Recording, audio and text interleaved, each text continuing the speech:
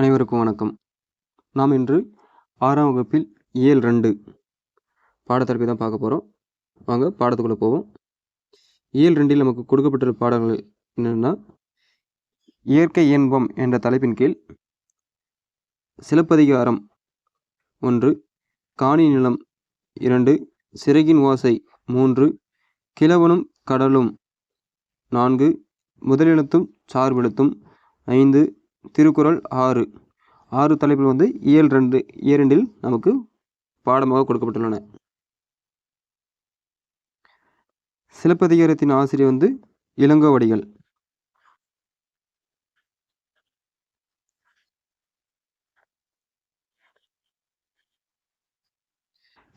காணி நிலத்தின் ஆசிரியர் பாரதியார்.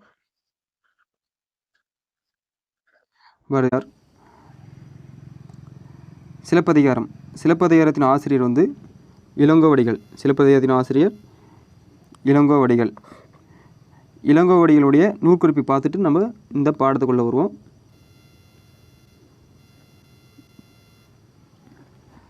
சிலப்பதிகாரம் என்னும் காப்பியத்தை இயற்றியவர் இளங்கோவடிகள். இவர் சேர மரபை சார்ந்தவர்.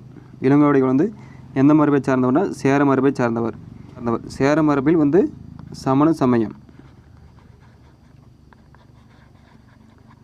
சமண சமயத்தை சார்ந்தவர் இளங்கோவடிகள்.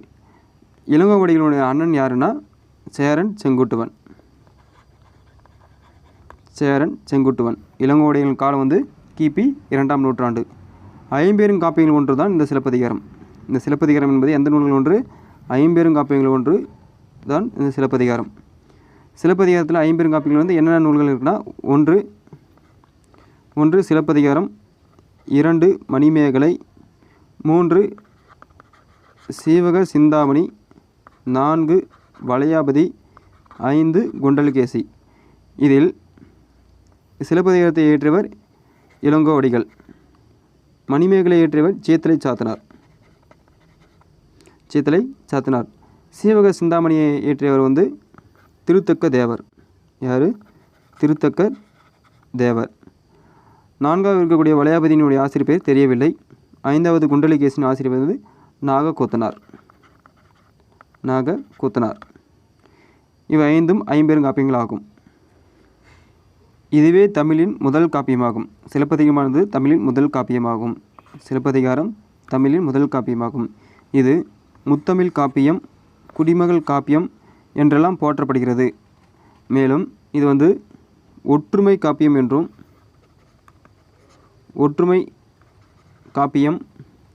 மூவேந்தர்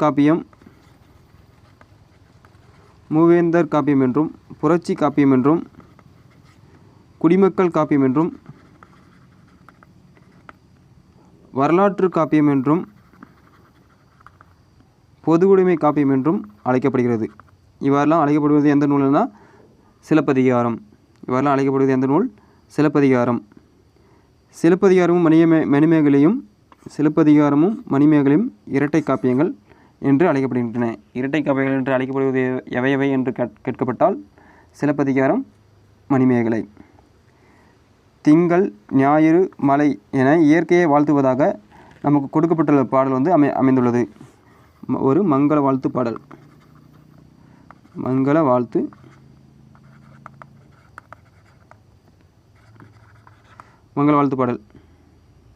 சிலப்பதிகாரம் நூலானது 3 காண்டங்களை கொண்டது. 1 புகார் காண்டம், 2 மதுரை காண்டம், 3 வஞ்சி காண்டம். இந்த 3 காண்டங்களும் எவ்வளவு காதைகளை கொண்டதுன்னா, ஒவ்வொன்றும் புகார் காண்டத்தில் 10 காதைகளை உடையது. மதுரை காண்டத்தில் 13 காண்டங்கள் உடையது. வஞ்சி காண்டத்தில் 7 காதைகளை கொண்டது. புகார் காண்டம் 10 காதை, மதுரை காண்டம் 13 காதை, வஞ்சி காண்டம் 7 காதை. இதில் வஞ்சனை செஞ்சுட்டாங்க, 7 கொடுத்து வஞ்சனை செஞ்சுட்டாங்க. மதுரைக்கு அதிகமாக கொடுத்துட்டாங்க, வஞ்சிக்கு 7 கொடுத்தாங்க, அதெல்லாம் வஞ்சனை செஞ்சுட்டாங்க. எல்லாத்துக்கும் 10 தான் வரணும். 10 வரதில் மதுரைக்கு அதிகமாக கொடுத்து வஞ்சிக்கு வஞ்சனை செஞ்சுட்டாங்க அப்படின்னு ஞாபகிக்காங்க. வஞ்சிக்கு 7 கொடுத்து வஞ்சனை செஞ்சுட்டாங்க. மொத்தம் 30 காதைகள். சரிசமமாக பிரிக்க வேண்டிய காதைகள் முன்ன பின்ன கொடுத்தனால வஞ்சி காண்டம் வஞ்சனை செஞ்சுட்டாங்க 7. மதுரைக்கு அதிகமாக கொடுத்துட்டாங்க. புகார் காண்டம் 10 கரெக்டாக இருக்குது அப்படின்னு இருக்கேன். வாங்க நம்ம பாடத்துக்குள்ளே போவோம்.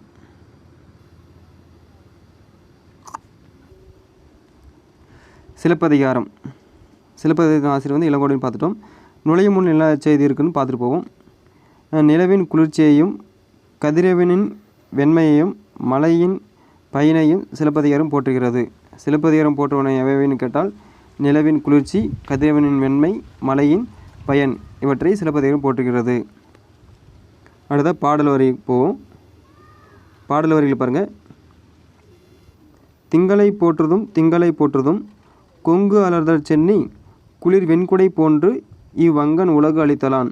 இதில் என்ன சொல்லியிருக்காங்கன்னா, வானிலா போற்றுவோம் வானிலா போற்றுவோம், மாலை அணிந்த சோழனின் குளிர்ந்த வெண்குடை போல அருளை வழங்கும் வானிலா போற்றுவோம் வானிலா போற்றுவோம்.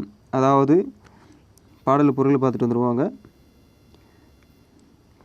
தேனிருந்த அத்தி மாலை அணிந்த சோழ மன்னன். சோழ மன்னன் வந்து எந்த மலர் அணிந்திருக்கான்னா அத்தி மலர் மாலையை வந்து அணிந்திருக்கிறான். அவனுடைய பொன்கொற்ற குடை குளிர்ச்சி பொருந்தியது. அதை போலவே வெண்ணிலவும் தன் ஒளியால் உலகுக்கு இன்பம் அளிக்கிறது. அதனால் வெண்ணிலவை போற்றுவோம் அதனால் வெண்ணிலவை போற்றுவோம் என்று இந்த பாடல் வரி நம்மளுக்கு உணர்த்துகிறது. அடுத்த இரண்டாவது பாடலை பார்ப்போம். ஞாயிறு போற்றுதும் ஞாயிறு போற்றுதும் காவிரி நாடான் திகிரி போல் பொற்கோட்டு மேறுவளம் திரிதலான். இதில் என்ன சொல்கிறாங்கன்னா, கதிரவன் போற்றுவோம் கதிரவன் போற்றுவோம், காவேரி நாடான் சோழனின் ஆணை சக்கரம் போல இமயத்தை வள வரும் கதிரவன் போற்றுவோம் கதிரவனை போற்றுவோம் என்று குறிப்பிட்டுள்ளனர். இந்த பாடலின் பொருள் என்னென்னா, காவேரி ஆறு பாய்ந்து வளம் செய்யும் நாட்டை ஆட்சி செய்வன் சோழ மன்னன். சோழ மன்னன் வந்து எந்த நாட்டை ஆட்சி செய்கிறான்? காவிரி ஆறு பாய்ந்து வளம் செய்யக்கூடிய சோழ நாட்டை வந்து ஆட்சி செய்வன் சோழ மன்னன். அவனது ஆணை சக்கரம் போல கதிரவனும் பொன் போன்ற சிகரங்களை உடைய இமயமலை வலப்புறமாக சுற்றி வருகிறான். அதனால் கதிரவனை போற்றுவோம் கதிரவனை போற்றுவோம் என்று இந்த பாடல் வரி நமக்கு உணர்த்துகிறது. மூன்றாவது பாடல் பாருங்கள்.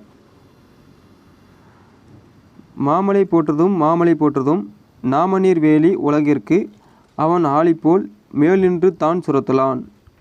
இதெல்லாம் சொன்னா, வான்மலை போற்றுவோம் வான்மலை போற்றுவோம் கடல் சூழ் உலகுக்கு அருளை பொழியும் மன்னனை போல் முகில்வழி சுரக்கும் வான்மலை போற்றுவோம் வான்மலை போற்றுவோம் என்று இப்பாடலின் பொருளானது, அச்சம் தரும் கடல் எல்லையாக கொண்டு உலகிற்கு மன்னன் அருள் செய்கிறான். நம்மளது தமிழ்நாடு என்ற நிலப்பரப்பு 3 பக்கங்களும் கடலால் சூழப்பட்டிருக்க. இந்த நிலப்பரப்பை ஆட்சி செய்து மக்களை காப்பவன் மன்னன். அதுபோல மலை வானில் இருந்து பொழிந்து மக்களை காக்கிறது. அதனால் மலையை போற்றுவோம் மலையை போற்றுவோம் என்று இந்த 3வது பாடல் மூலம் நமக்கு பொருளை உணர்த்தி உள்ளார் இளங்கோவடிகள். இந்த பாடலில் உள்ள சொல்லும் பொருளும் பாருங்கள். திங்கள் என்பது நிலவு. திங்கள் என்பது நிலவு. கொங்கு மகரந்தம். கொங்கு மகரந்தம். அலர் மலர். திகிரி என்றால் ஆணை சக்கரம். திகிரி என்றால் ஆணை சக்கரம். பொற்கோட்டு என்றால் பொன்மயமான சிகரத்தில். பொற்கோட்டு என்றால் பொன்மயமான சிகரத்தில். மேரு இமயமலை. மேரு என்றால் இமயமலை. நாமநீர் அச்சம் தரும் கடல். நாமநீர் என்பது அச்சம் தரும் கடல். அலி என்பது கருணை. அலி என்பது கருணை. இந்த சிலப்பதிகாரத்தின் பாடல் உள்ள புத்தக பின்பக்க வினாவை பார்க்குவோம். புத்தக பின்பக்க வினாவில் கழுத்தில் சூடுவது எவை என்றால் தார். கழுத்தில் சூடுவது தார். கதிரவனின் மற்றொரு பெயர் என்னன்னா ஞாயிறு. கதிரவனின் மற்றொரு பெயர் ஞாயிறு. வெண்குடை என்னும் சொல்லை பிரித்து எழுத கிடைப்பது வந்து வெண்மை கூட்டல் குடை. வெண்மை கூட்டல் குடை. பொற்கோட்டு என்னும் சொல்லை பிரித்து எழுத கிடைப்பது வந்து பொன் ப்ளஸ் கோட்டு. கொங்கு ப்ளஸ் அலர் என்பதை சேர்த்து எழுத கிடைக்கும் சொல் வந்து கொங்கலர். கொங்கலர்.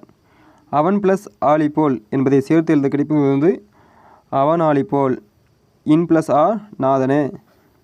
இன் ப்ளஸ் நா என்ன வரும்? நா. அவன் ஆலிபோல். காணி நிலத்தின் ஆசிரியர் பாரதியார். பாரதியாருடைய இயற்பெயர் வந்து சுப்பிரமணியன். பாரதியாருடைய இயற்பெயர் வந்து சுப்பிரமணியன்.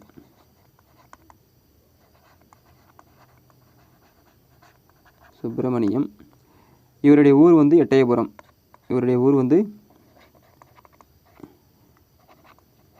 எட்டயபுரம். இது எங்கே இருக்குன்னா தூத்துக்குடி மாவட்டத்தில் இருக்கக்கூடியது எட்டயபுரம்.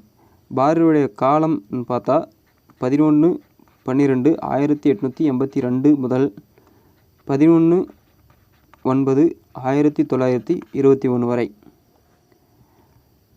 பாரதியாருடைய பெற்றோர் பெயர் சின்னசாமி லக்ஷ்மி அம்மையார்.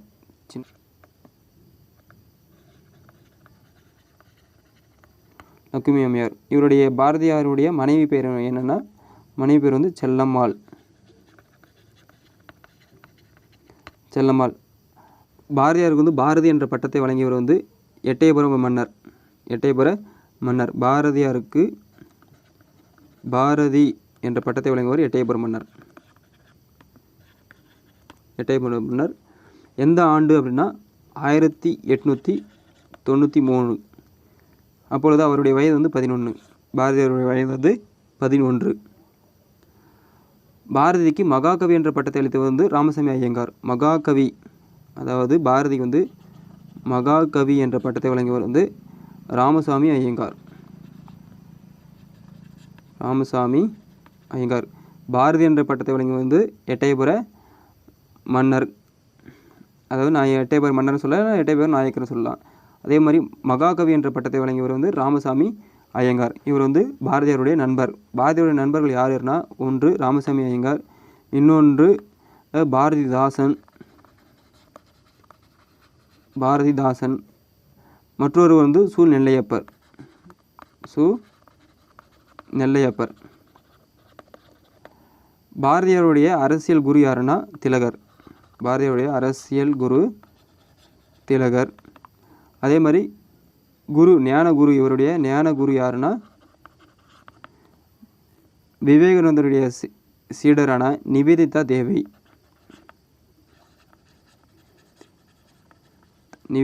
தேவி. பாரதியாருடைய சிறப்பு பெயர்கள் என்னென்ன பெயர்கள் பார்த்துட்டு அடுத்து பாரதியாருடைய சிறப்பு பெயர்கள் வந்து தற்கால இலக்கியத்தின் விடிவில் என்று போற்றப்படுகிறார். மகாகவி என்று போற்றப்படுகிறார். மகாகவி என்ற பட்டம் வந்து ராமசாமி ஐயங்காரால் வழங்கப்பட்டது. இப்போ தான் பார்த்தோம். விடுதலை கவி என்றும், தேசிய கவி என்றும், புரட்சி கவியின் முன்னோடி என்றும், பைந்தமிழ் தேர்ப்பாகன் என்றும். இந்த பைந்தமிழ் தேர்ப்பாகன் என்ற பெயர் வந்து பாவேந்தரால் வழங்கப்பட்டது. பாவேந்தரார் பாரதிதாசனால் வந்து அழைக்கப்பட்டது தான் பைந்தமிழ் தேர்ப்பாகன். அடுத்து வந்து முண்டாசு கவி, உலக கவி, தமிழ் கவி, எட்டயபுர ஏந்தல் என்று சிறப்பு பெயர்களை வந்து பாரதியார் வந்து அழைக்கப்படுகிறார். அது மட்டும் இல்லாமல்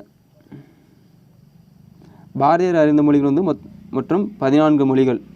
இந்த 14 மொழியில் வந்து சமஸ்கிருதம், இந்தி போன்ற மொழிகள் வந்து எங்கே இருக்கும்னா காசியில் இருக்கும்போது இவர் அறிஞ்சு கொள்ளார். இது சமஸ்கிருதமும் இந்தியும். பாரதியார் வந்து ஆங்கில கவிஞரான செல்லிதாசன் மீது கொண்ட ஈர்ப்பின் காரணமாக தன் பெயரை வந்து செல்லிதாசன் என்று மாற்றிக்கொள்கிறார். நமக்கு கொடுக்கப்பட்டுள்ள காணி நிலமானது பாரதியாருடைய கவிதை தொகுப்பிலிருந்து கொடுக்கப்பட்டுள்ளது. இந்த காணி நிலம் வந்து எங்கே இடம்பெற்றுள்ளது? பாரதியாரின் கவிதை தொகுப்பிலிருந்து இடம்பெற்றுள்ளதான் இந்த காணி நிலம். வாங்க நுழையும் முன் பாக்ஸில் என்ன இருக்குன்னு பார்த்துட்டு போவோம். அடுக்கங்களில் வாழும் பலர் இயற்கை தரும் இன்பத்தை எண்ணி இயங்குகிறார்கள். அதாவது அடுக்குமாடியில் வாழ்கிறவங்களாம் வந்து இயற்கை தரும் இன்பத்தை வந்து எண்ணி இயங்குகிறாங்க. அதனால் அவர்கள் வீடு வந்து எப்படி அமைய வேண்டும் என்று பாரதியார் வந்து குறிப்பிட்றாருன்னா, வீடு என்பது எப்படி இருக்க வேண்டும் என்று பாரதியார் கற்பனை செய்கிறார். இயற்கை சூழலை உருவாக்க வேண்டியதன் தேவையை உணர்த்துகிறார். பாருங்க என்ன சொல்கிறாருன்னா, காணி நிலம் வேண்டும் பராசக்தி காணி நிலம் வேண்டும். காணி என்பது இங்கே என்னென்னா நில அளவை குறிக்கக்கூடியது பெயர். அங்கு தூணில் அழகியதாய் நன் மாடங்கள் தூய நிறத்தினதாய் அந்த காணி நிலத்தினிடையே ஒரு மாளிகை கட்டி தர வேண்டும். நன்மாடங்கள்னால் நல்ல மாடங்கள், அதாவது மாளிகையின் அடுக்குகள் வந்து மாடங்கள் அப்படின்னு சொல்லுவாங்க. மாளிகையிலும் ஒரு அடுக்கு மேலே ஒரு அடுக்கு கட்டுறது தான் மாடங்கள். அது வந்து எப்படி அமையும்னா தூய நிறத்தினாய் நண்பர்கள் தூய நிறத்தினாய் அந்த காணி நிலத்தினிடையே நல்ல தூய நிறத்தில் வந்து காணி நிலத்திற்கு இடையில் வந்து அமைய வேண்டும். ஒரு மாளிகை கட்டித்தர வேண்டும்.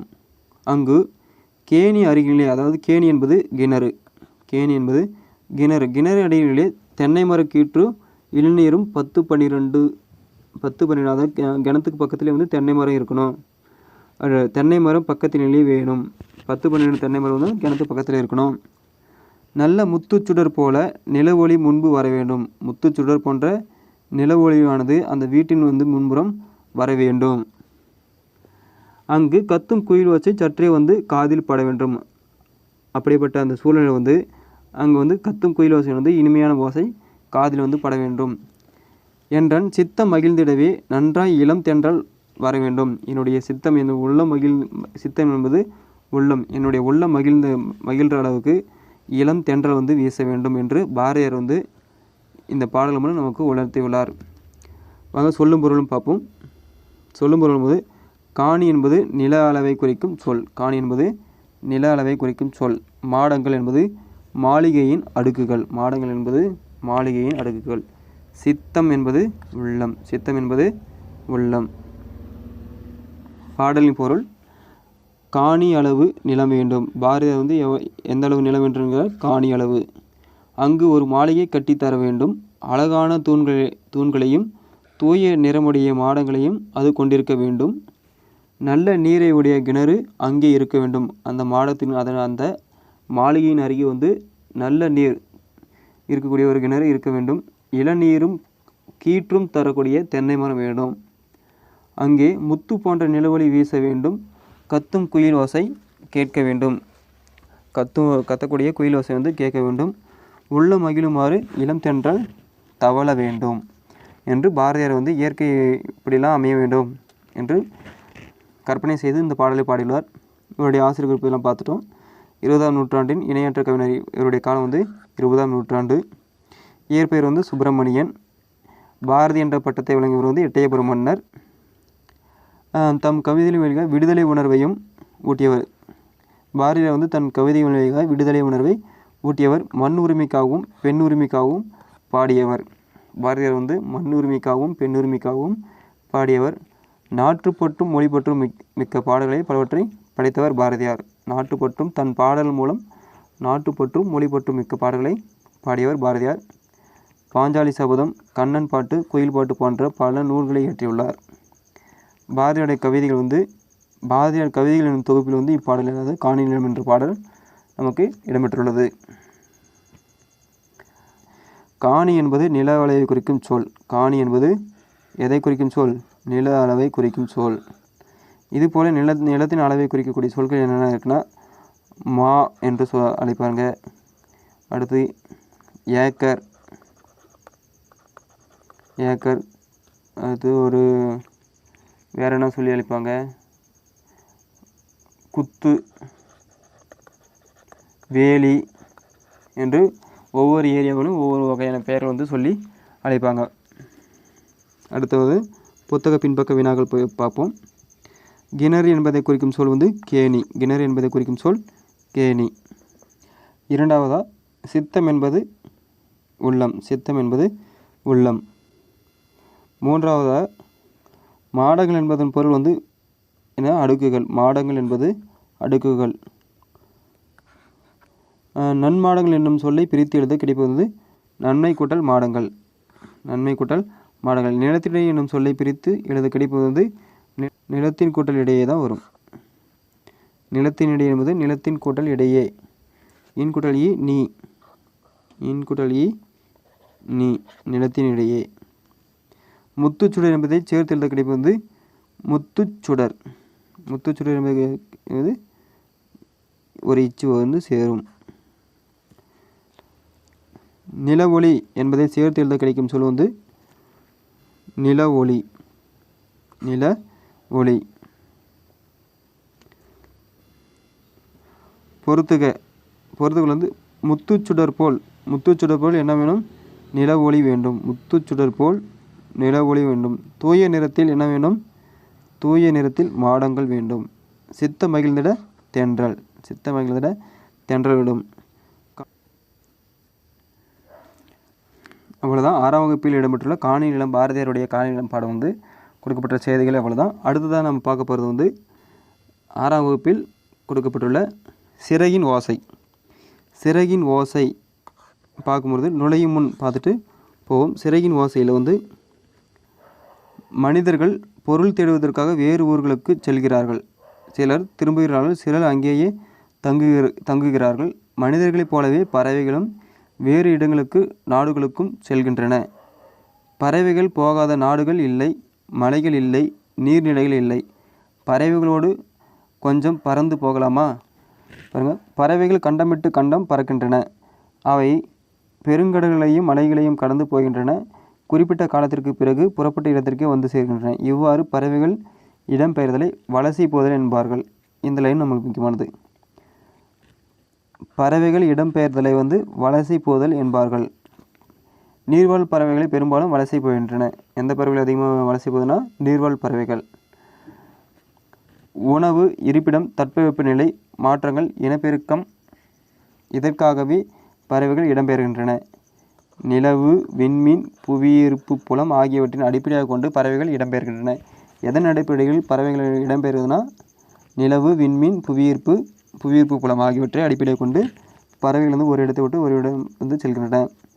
பொதுவாக வடக்கில் இருந்து தெற்கு நோக்கியும், அதாவது நம்மளுடைய நிலத்தோற்ற பகுதி வந்து இப்படி இருக்கா, இது வடக்கு, இது தெற்கு. தெற்குனா வடக்கிலிருந்து தெற்கு நோக்கியும், அதேபோல் மேற்கிலிருந்து கிழக்கு நோக்கியும், வடக்கிலிருந்து தெற்கு நோக்கியும் மேற்கிலிருந்து கிழக்கு நோக்கியும் பறவைகள் வலசை போகின்றன. இதுவும் கேட்கலாம். பறவைகளும் எந்த திசையிலேருந்து எந்த திசை நோக்கி வலசை போகுதுன்னா, ஒன்று வடக்கிலிருந்து தெற்கு நோக்கியும், இரண்டாவது வந்து மேற்கிலிருந்து கிழக்கு நோக்கியும் பறவைகள் வந்து வலசை போகின்றன. அப்போ நம்மளுடைய இந்திய மேப்பு இப்படி இருக்குன்னா, இது நமக்கு தெரியும். இது என்னது? வடக்கு, தெற்கு. இது மேற்கு, கிழக்கு. அப்போ பறவைகள் வந்து இங்கிருந்து அதாவது தெற்கு நோக்கியும் தமிழகத்தை நோக்கியும், அதாவது இந்த பக்கத்தில் இருந்தால் இந்த குஜராத், இது இமயமலை பகுதியிலேருந்து இப்படி வந்தால் நமக்கு தமிழ்நாடு குறிக்குமா? எடுத்துக்காட்டாக தான் சொல்கிறோம். அதே மாதிரி இந்த பக்கத்தில் இருந்தால் இந்த பக்கம் கேரளா பார்டர்னால் கேரளா பார்டர்லேருந்து இப்படி வந்தால் சென்னை பக்கத்தை நோக்கியும். இது மாதிரி வந்து இந்த இந்திய மேப்பில் உலகத்தில் இது உலக மேப்பில் வந்து வடக்கிலிருந்து தெற்கு நோக்கியும், அதே மாதிரி மேற்கு திசையிலிருந்து கிழக்கு திசை நோக்கியும் பறவைகள் வந்து வலசை போகின்றன என்ற செய்தி வந்து குறிப்பிட்டுள்ளன. அடுத்ததாக பாருங்கள், நம்ம இதில் முக்கியமான தகவல் மட்டும் பார்த்துட்டு அப்படி போயிடலாம். பறவைகள் வந்து வலசை போகும்போது உடலில் ஏற்படும் மாற்றங்கள் என்னென்னா, தலையில் சிறகு வளர்த்தல், இறகுகளில் நிறம் மாறுதல், உடலில் கற்றையாக முடி வளர்த்தல். இந்த மாற்றங்கள் வந்து பறவைகள் வந்து வலசை போகும்போது அதனுடைய உடலில் ஏற்படும் மாற்றங்கள். பாருங்கள், தெரிந்து கொள்ளும் பாக்ஸில் கொடுத்துருக்கணும், ரொம்ப முக்கியமானது. ஏன்னா கடல் பறவைகள் சிறகடிக்காமல் கடலையும் தாண்டி பறக்கும் பறவை கப்பல் பறவை எனப்படுகிறது. இது தரையிறங்காமல் 400 கிலோமீட்டர் வரை பயணம் செய்வது இந்த கப்பல் பறவை. இந்த கப்பல் பறவைக்கு மற்றொரு பெயர் என்னென்னா கப்பல் கோலை கடற்கொள்ளை பறவை என்று வேறொரு பெயர்களும் அழைக்கப்படுகின்றன. தமிழகத்தின் வெளிநாட்டு பறவை வலசை வருவது பற்றி இலக்கியங்களிலும் செய்திகள் உள்ளன. நம்ம தமிழ்நாட்டுக்கு வெளிநாட்டிலிருந்து வரக்கூடிய செய்தி வந்து பழங்காலத்து இலக்கிய நூல்களில் வந்து அப்பொழுதே குறிக்கப்பட்டுள்ளன. ஏறத்தாழ 1500 ஆண்டுகளுக்கு முன்பு வாழ்ந்த சக்திமுத்தி புலவர் வந்து என்னென்னு குறிப்பிட்டார்? நாராய் நாராய் செங்கல் நாராய் என்னும் பாடலை எழுதியுள்ளார். அப்போ இந்த செங்கல் நாராய் வந்து எந்த நாட்டிலிருந்து வரக்கூடியது என்று இன்றைய ஆய்வு மூலம் கண்டுபிடிச்சிருக்காங்கன்னா ஐரோப்பியாவிலிருந்து தமிழகத்துக்கு இந்த செங்கல் நாராய் பறவைகள் வந்து வருவதாக ஆய்வின் மூலம் கண்டறியப்பட்டுள்ளது. இந்த செய்தியை வந்து 1500 ஆண்டுகளுக்கு முன்பே வந்து சக்திமுத்தி புலவர் வந்து பாடியுள்ளார். நாராய் நாராய் செங்கல் நாராய் என்ற பாடல் மூலம் இந்த செய்தி வந்து குறிப்பிட்டுள்ளார். அதேபோல் தென்திசை குமரி ஆடி வடதிசை ஏகுவராயின் என்னும் அடிகள் பறவைகள் வலசை வந்த செய்தி வந்து குறிப்பிட்டுள்ளன. தென்திசை குமரி ஆடி வடதிசை ஏகுவராயின், அதாவது வட திசையிலிருந்து தென் திசை நோக்கி பறவைகள் வந்து பயணம் செய்கின்றன என்ற செய்தி வந்து பாடல் மூலம் குறிப்பிட்டுள்ளனர். இங்கே பாருங்க, கீழே வந்து ஐரோப்பியாவிலிருந்து தமிழகத்துக்கு செங்கல் நாரை வருவது தற்போதைய ஆய்வில் உறுதி செய்யப்பட்டுள்ளது உள்ளார். வெளிநாட்டு பறவைகளும் புகலிடமாக திகழ்வது தமிழ்நாடு. வெளிநாட்டு பறவைகளுக்கு புகலிடமாக திகழ்வது தமிழ்நாடு. தற்போது வெகுவாக அழிந்து வரும் பறவை இனம் எதுனா சிட்டுக்குருவிகள். தற்போது வெகுவாக அழிந்து வரும் பறவை இனம் எதுனா சிட்டுக்குருவி.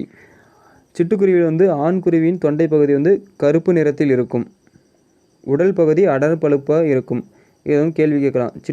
சிட்டுக்குருவினுடைய ஆண் குருவினுடைய தோற்றம் எப்படி இருக்குன்னு கேட்டால் கருப்பு நிற, அதனுடைய தொண்டை பகுதி வந்து கருப்பு நிறத்திலையும் உடல் பகுதி வந்து அடர் பழுப்பு நிறத்தில் இருக்கும். அதேபோல் பெண் சிட்டுக்குருவியானது உடல் முழுவதும் மங்கிய பழுப்பு நிறத்தில் இருக்கும்.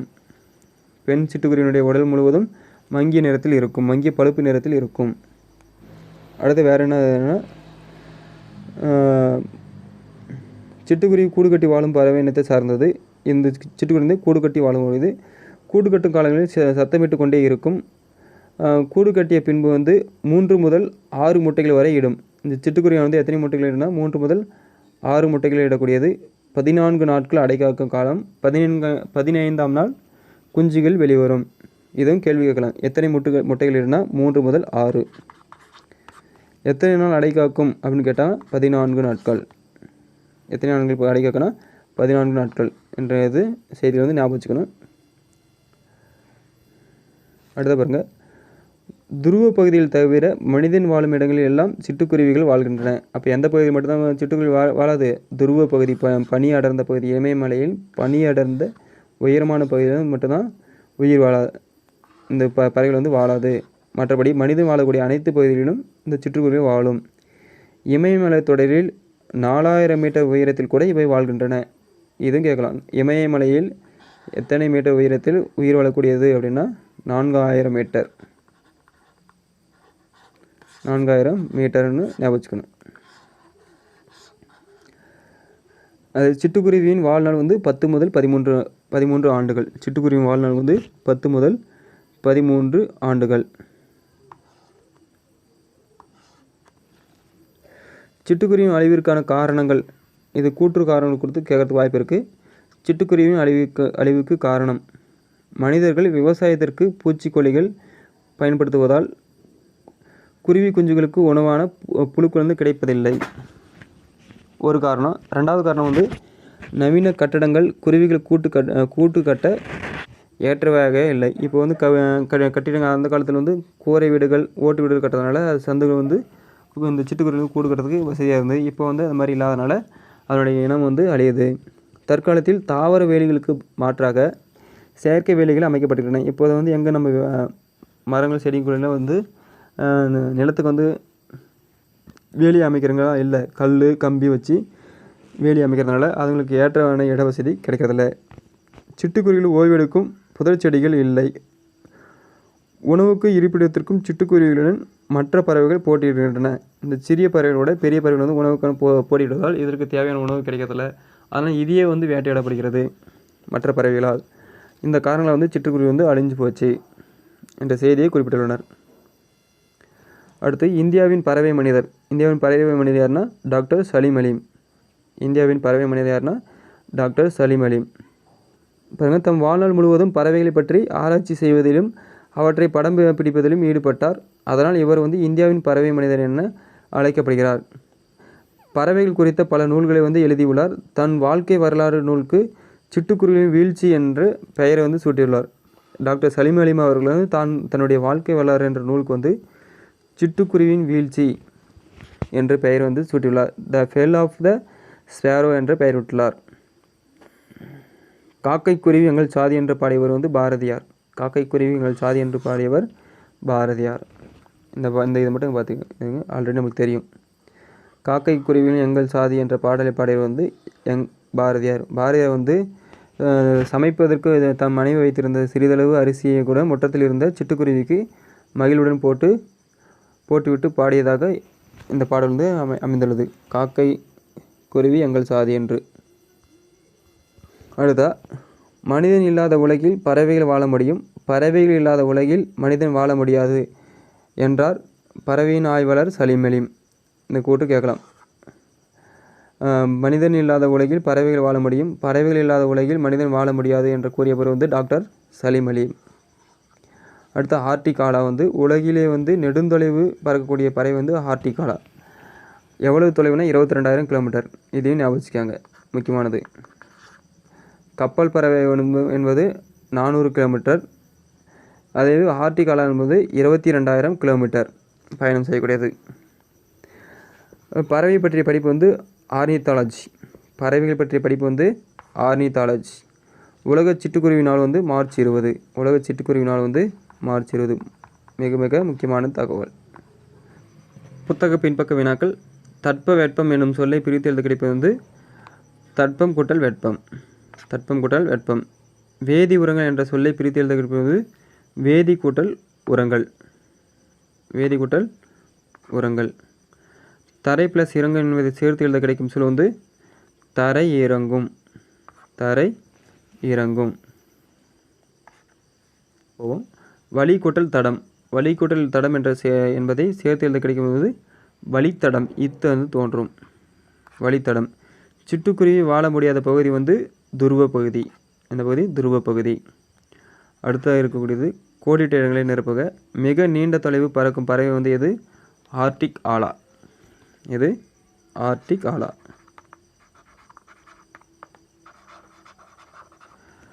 பறவைகள் வலசை போவதை பற்றி பாடிய தமிழ் புலவர் யார் வந்து சக்திமுத்தி புலவர். நாராய் நாராய் செங்கல் நாராய் என்ற பாடலை பாடியவர் சக்திமுத்தி புலவர். சக்திமுத்த புலவர். அடுத்தாக பறவைகள் இடம்பெயர்வதற்கு டேஸ் என்று பெயர். என்ன பெயர்? வலசை. இந்தியாவின் பறவை மனிதர் யார்? டாக்டர் சலீம் அலி. டாக்டர் சலீம் அலி. பறவைகள் வலசை போவதற்கான காரணம் ஒன்று என்னென்னா தட்பவெப்பநிலை மாற்றம், இனப்பெருக்கம். இந்த காரணத்துக்காக பறவைகள் அது வலசை போகின்றன. ஒன்று இனப்பெருக்கத்திற்காகவும், இரண்டாவது தட்பவெப்பம். இந்த காரணங்களாம் பறவைகள் வந்து வலசை செய்கின்றன. சுற்றுலா அமைந்துள்ள வெளிநாடு வாழ்நாள் செயற்கை இதெல்லாம் பார்த்துக்காங்க. பொருத்தமான சொல்லி தேர்ந்தெடுத்து எழுதுக. மரங்களை வளர்த்து டேஸை காப்போம். டேஸை உரங்களை தவிர்த்து நிலவளம் காப்போம். இதில் வந்து மரங்களை வளர்த்து இயற்கையை காப்போம். இங்கே இயற்கை காப்போம். டேஸ் உரங்களை, அதாவது செயற்கை உரங்களை, இங்கு செயற்கை உரங்களை. அடுத்து தமிழகத்தின் வலசை பறவைகள் வருகை டேஸ். தற்போது சிட்டுக்குருவிகளின் எண்ணிக்கை டேஸ்.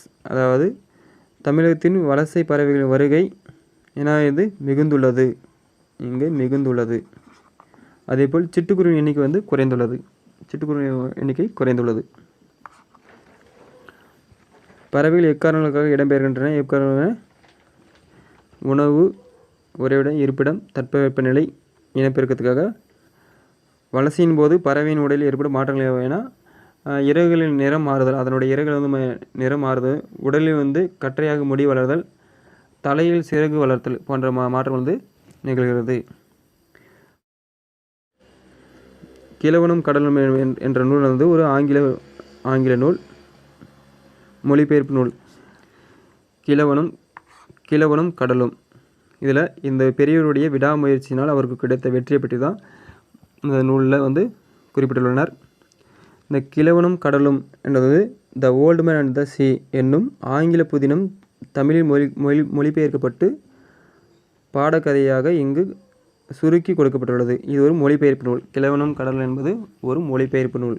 எந்த மொழியில்னா ஆங்கில மொழியிலிருந்து மொழிபெயர்க்கப்பட்டுள்ளது. இந்நூல் 1954ஆம் ஆண்டு நோபல் பரிசு பெற்றுள்ளது. கிழவனும் கடலும் என்ற நூலானது நோபல் பரிசு பெற்ற ஆண்டு வந்து 1954. இந்நூலின் ஆசிரியர் வந்து எர்னஸ்ட் ஹெமிங்வே. இந்நூலின் ஆசிரியர் வந்து யாருன்னா எர்னஸ்ட் ஹெமிங்வே.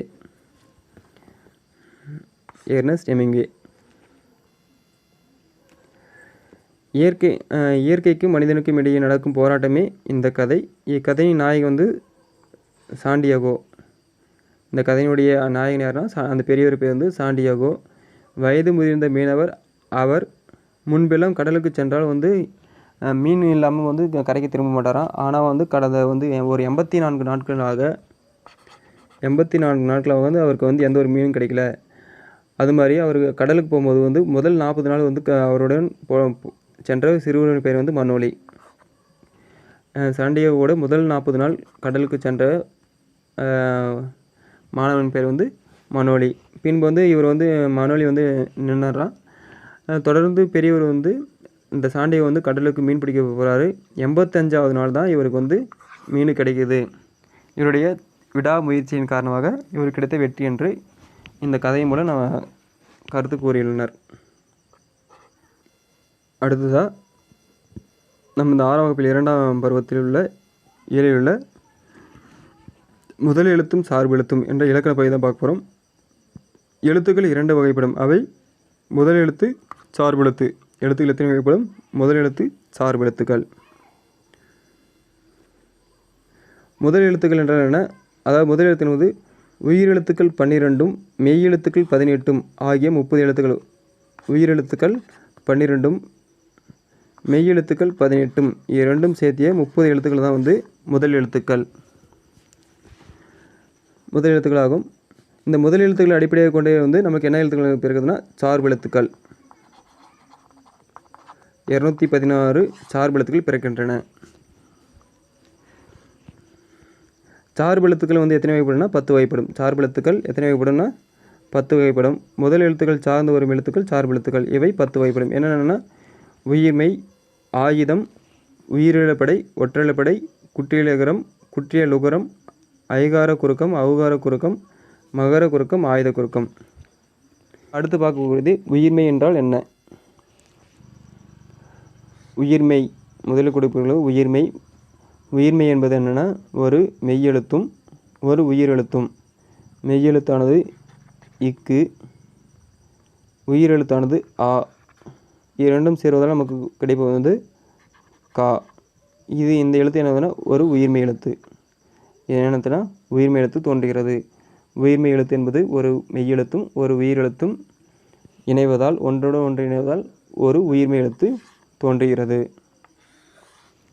அடுத்து பாருங்க, உயிர்மை எழுத்தின் ஒளி வடிவம் மெய்யும் உயிரும் சேர்வதாக இருக்கும். அதாவது உயிர்மை நமக்கு கிடைத்த அந்த கா எழுத்தானது எதனுடைய அடிப்படையில்னா எழுத்தினுடைய ஒளி வடிவம். இதனுடைய ஒளி வடிவம் வந்து மெய்யும் உயிரும் சேருவதாக இருக்கும். இப்போ பாருங்கள், இக் ப்ளஸ் ஆ தானே எழுதணும். இதை கான் ஒழிக்கும் போது அதில் வந்து அந்த ஒழிப்பு வந்து இக்கும் அமையும் ஆவும் அமையும். இக்கையும் பொறுத்து அவையும் பொறுத்து தான் இக்கா. இக்கா என்பது கா. இக்கா என்பது கா. அதனால் மெய்யையும் பொறுத்து அமையும் உயிரெழுத்தையும் பொறுத்து அமையும் இந்த ஒழிப்பு முறை. வரி வடிவம் வந்து மெய்யெழுத்து மட்டும் பொறுத்து அமையும். வரி வடிவம் எதை மட்டும்தான் பொறுத்து அமையும்? மெய்யெழுத்தை மட்டும்தான் பொறுத்து அமையும். அதே ஒலிக்கும் கால அளவு எதை பொறுத்து அமையும்னா அதனுடைய உயிரெழுத்தை பொறுத்து அமையும். ஆ குறிலாக இருந்தால் 1 மாத்திரை அளவும், நெடிலாக இருந்தால் 2 மாத்திரை அளவு கால அளவை பொறுத்து அமையும். முதல் எழுத்துக்களை சார்ந்து வருவதால் இவை சார்பு எழுத்துக்கள். அதாவது இந்த உயிர்மை எழுத்துக்கள் வந்து எதை சார்ந்து வருது?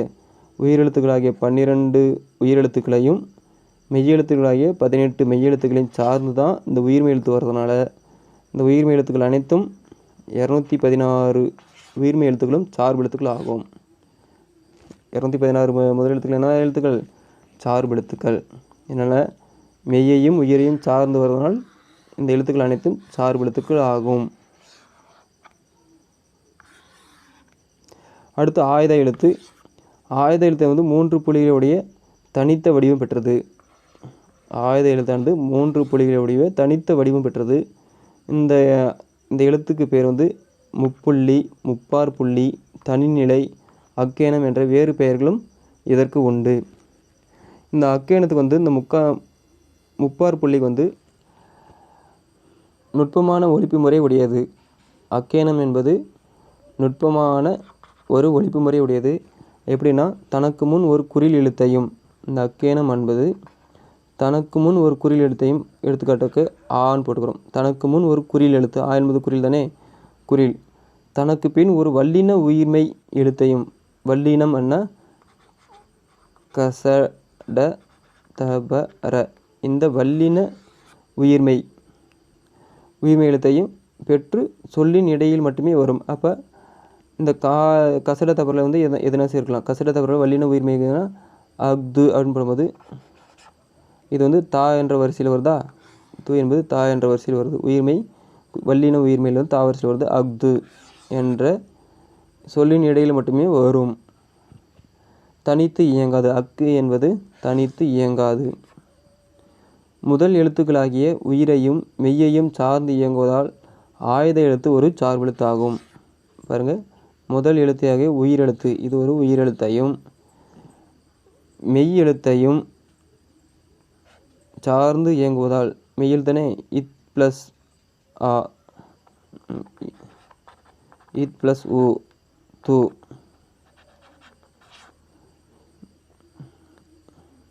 முதல் எழுத்தாகிய உயிரையும் ஆ என்பது ஒரு உயிரெழுத்தையும் மெய்யெழுத்தையும் சார்ந்து இயங்குவதால், இது வந்து து என்பது இத் ப்ளஸ் உ தானே, இது ஒரு மெய்யெழுத்து. மெய்யெழுத்தையும் சார்ந்து இயங்குவதால் இந்த எழுத்து வந்து ஆயுத எழுத்து வந்து சார்பெழுத்துக்கள் ஆகும் என்று குறிப்பிட்டுள்ளனர். முதல் எழுத்துக்கள் என்பவை அவை. முதல் எழுத்துக்கள் என்பது உயிர் எழுத்துக்கள் 12, மெய் எழுத்துக்கள் 18 முதல் எழுத்துக்கள். சார்பெழுத்துக்கள் எத்தனை வகைப்படும்னா 10 வகைப்படும். சார்பெழுத்துக்கள் 10 வகைப்படும். சொற்களில் ஆயுத எழுத்து எவ்வாறு இடம்பெற்றிருக்குன்னா, சொற்களில் ஆயுத எழுத்து வந்து சொற்களின் இடையில் இடம்பெற்றிருக்கும். எப்படி இடையில்னா, அஃது போன்ற. ஆ என்பது ஒரு உயிரெழுத்து, இக் என்பது சொற்களில் ஆயுத எழுத்து. இதன் பின்பு வந்து என்னென்னா ஒரு கசட தவிர வல்லின உயிர்மெய் எழுத்து வந்து இடம்பெற்றிருக்கு. வல்லின உயிர்மெய் எழுத்து இடம்பெற்றிருக்கு. அப்போ உலக பொதுமறை என்பது திருக்குறள். அதே மாதிரி அறநூல், திருக்குறள் என்பது அறநூல் வகையை சார்ந்தது. திருக்குறளில் இல்லாத சொற்களே இல்லை. 7 சொற்களில் மனிதர்களுக்கு அறத்தை கற்றுத்தரும் திருக்குறளை பயில்வோம். இதில் நம்மளுக்கு கொடுக்கப்பட்டுள்ள முதல் திருக்குறள் வந்து எந்த அதிகாரம்னா கடவுள் வாழ்த்து. கடவுள் வாழ்த்தில் நம்மளுக்கு கொடுக்கப்பட்டுள்ளது அகர முதல எழுத்தெல்லாம் ஆதி பகவான் முதற்றே உலகு.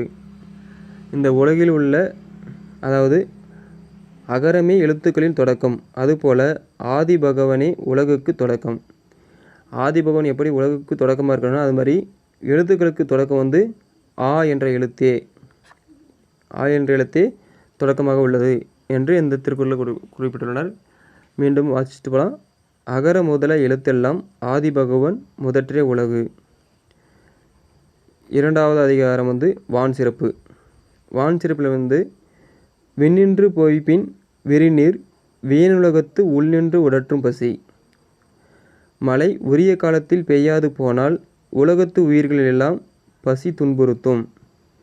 இதில் விண்ணின்று போய்பின் விரிநீர் வீணுலகத்து உள்நின்று உடற்றும் பசி.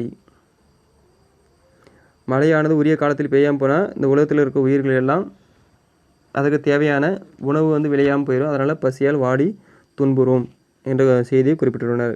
மூன்றாவது திருக்குறள் கெடுப்பதுவும் கெட்டார்க்கு சார்வாய் மாற்று அங்கே எடுப்பதுவும் எல்லாம் மழை. உரிய காலத்தில் பெய்யாது கெடுப்பது மழைதான், உரிய காலத்தில் பெய்து காப்பது மழைதான். அது மழையானது நமக்கு தேவையான காலத்தில் வந்து பெய்யாமல் கெடுப்பதும் மழை தான். அதே தகுந்த சூழ்நிலையில் பயிர் விளையக்கூடிய காலத்தில் பெய்து இந்த மக்களை வந்து காப்பதும் மழைதான் என்று இந்த திருக்குறளில் குறிப்பிட்டுள்ளார் திருவள்ளுவர். அடுத்து வந்து 4வது திருக்குறள் எந்த அதிகாரத்தில் இருக்குன்னா நீர்த்தார் பெருமையில் இருக்குது.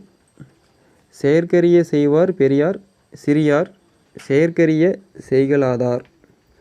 முடியாத செயலையும் முடித்து காட்டுபவர் பெரியோர், முடியாது என்பவர் சிறியோர். ஒரு செயலை வந்து எடுத்துக்கொண்ட செயலை வந்து செய்து முடிப்பவர் வந்து பெரியாராகவும், அவர் சிறியவரே ஆனாலும் அவர் பெரியவர், முடியாது என்பவர் வந்து பெரியவரே ஆனாலும் அவர் சிறியோர் என்று கருதப்படுவார் என்ற கருத்தை வந்து திருவள்ளுவர் இங்கு குறிப்பிடுகிறார். மக்கட்பேரில் வந்து 5வது திருக்குறள் தம்மின்தம் மக்கள் அறிவுடைமை மாநிலத்து மண்ணுயிர்க்கு எல்லாம் இனிது. தம்மை விட தம் பிள்ளைகள் அறிவுடையோர் என்றால் மக்களுக்கு அதுதான் மகிழ்ச்சி. அதாவது பெற்றோர்களுக்கு வந்து உங்களை விட உங்கள் பிள்ளை வந்து அறிவுடையோர் என்று சொன்னால் அது வந்து அந்த பெற்றோர்களுக்கு வந்து மகிழ்ச்சியே என்ற கருத்தை வந்து திருவள்ளுவர் இந்த 5ஆவது திருக்குறளில் குறிப்பிட்டுள்ளார். அடுத்த இருக்கக்கூடியது 6வது திருக்குறள். ஈன்ற பொழுதின் பெரிதுவாக்கும் தன் மகனை சான்றோன் என கேட்ட தாய், தன் பிள்ளையின் புகழை கேட்ட தாய் பெற்றெடுத்த போது அடைந்த மகிழ்ச்சியை விட பெருமகிழ்ச்சியை அடைவாள். அடுத்த இருக்கக்கூடியது அன்புடைமை என்ற அதிகாரத்திலிருந்து 7வது திருக்குறள். அன்பிலார் எல்லாம் தமக்குரியார், அன்புடையார் என்பும் உரியார் பிறர்க்கு. அன்பு இல்லாதவர் எல்லாம் பொருள்களும் தமக்கே என்பார்கள், ஆனால் அன்பு உடையவர்கள் தம் உடம்பும் பிறர்க்கே என்று கூறுவார்கள். 8வது திருக்குறள். அன்பின் வலியது உயர்நிலை அஃதிலார்க்கு என்புதோல் போர்த்த உடம்பு. அன்பு இருப்பதுதான் உயிருள்ள உடல். அந்த அன்பு இல்லைன்னா அன்பு இல்லாதது வெறும் எலும்பும் தோலும் போர்த்தியது உடம்பு போல ஆகும் என்று கூறியுள்ளார். இனியவை கூறல்.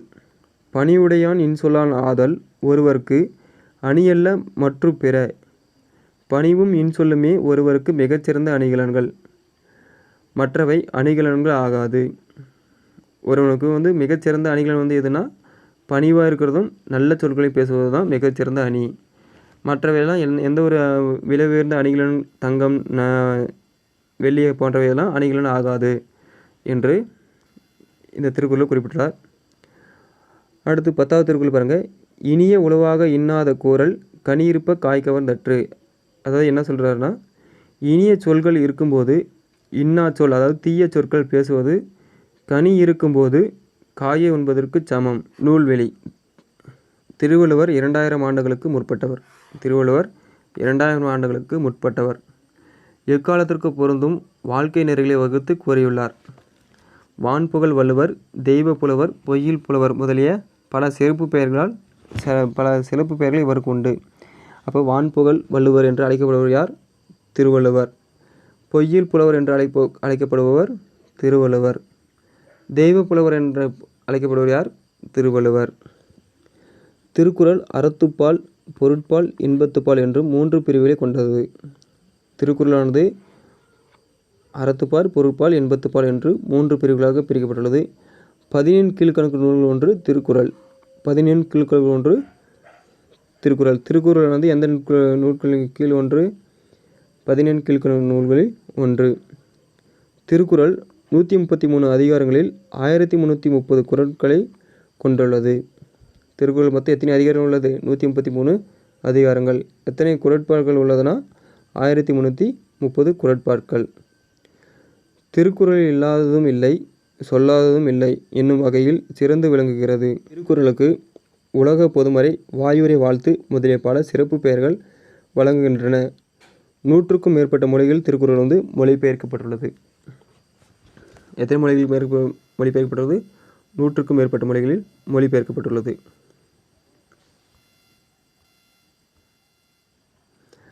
அடுத்து புத்தக பின்பக்க வினா.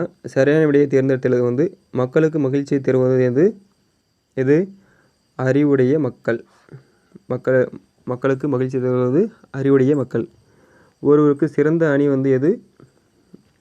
இன்சொல் பேசுதல். சிறந்த அணி என்பது இன்சொல் பேசுதல். பொருத்தமான சொற்களை கொண்டு நிரப்புக. இனிய டேஸ் இன்னாத குறள். இனிய என்பது இனிய உளவாக இன்னாத குறள் கனியிருப்ப காய் கவர்ந்தற்று.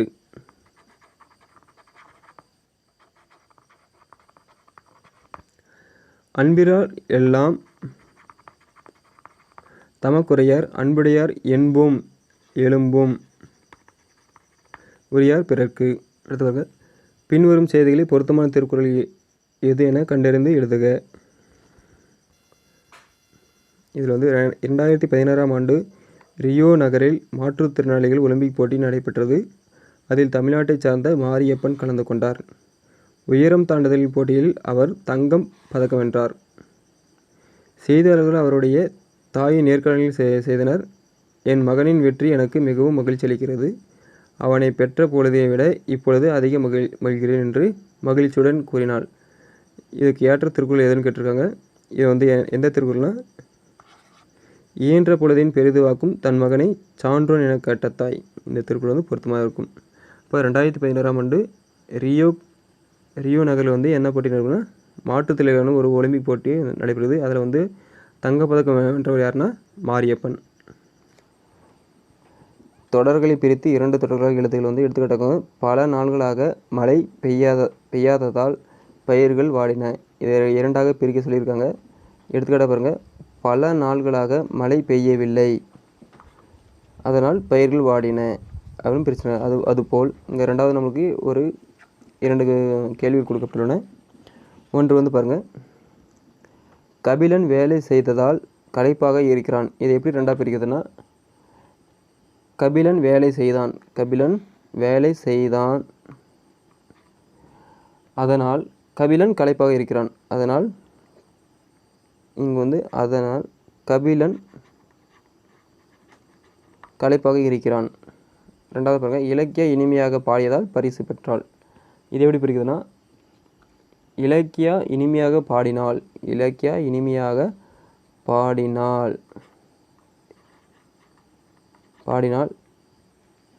இலக்கியா பரிசு பெற்றாள். இங்கே வந்து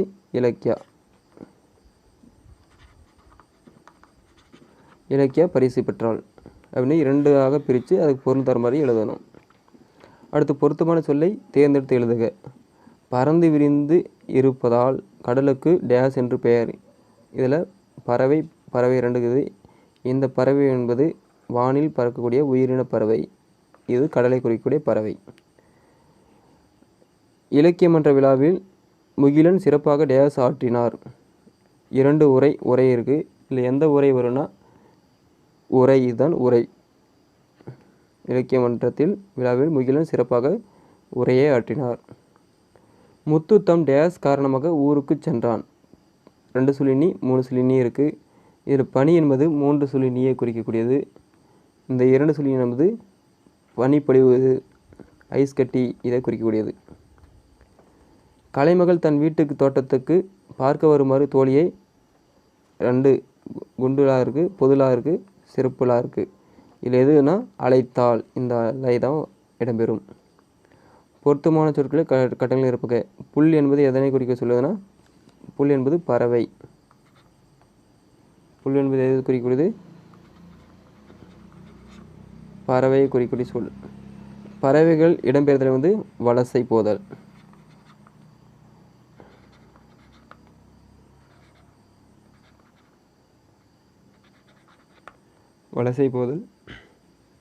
சரணாலயம் என்பதன் பொருள் வந்து புகலிடம். சரணாலயம் என்பதன் பொருள் வேறு பெயர் வந்து புகலிடம். வரிசை மாறியுள்ள சொற்களை சரியான வரிசையில் அமைத்தெழுதுக. இளங்கோவடிகள் காப்பியத்தை என்னும் இயற்றியவர் சிலப்பதிகாரம்.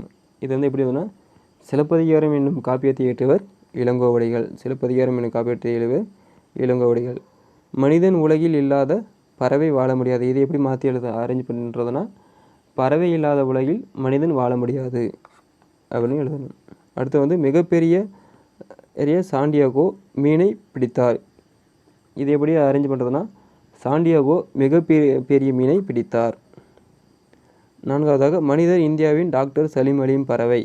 இது எப்படி அரேஞ்ச் பண்ணுறதுனா, டாக்டர் சலீம் அலியும் வந்து இந்தியாவின் பறவை மனிதர் என்று மாற்றி பொருள் தவறி எழுதணும்.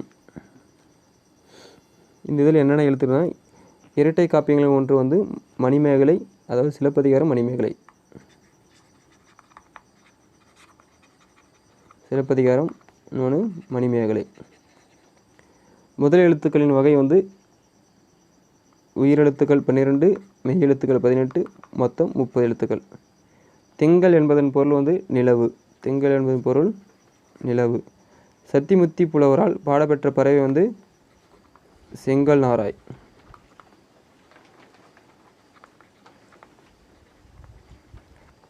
பாரதியார் டயாஸ் வேண்டும் என்று பாடுகிறார். என்னவென்று பாடினார்னா, காணி நில வேண்டும் என்று. ஆயுத இல்லத்தின் வேறு பெயர் வந்து என்னது? தனிநிலை.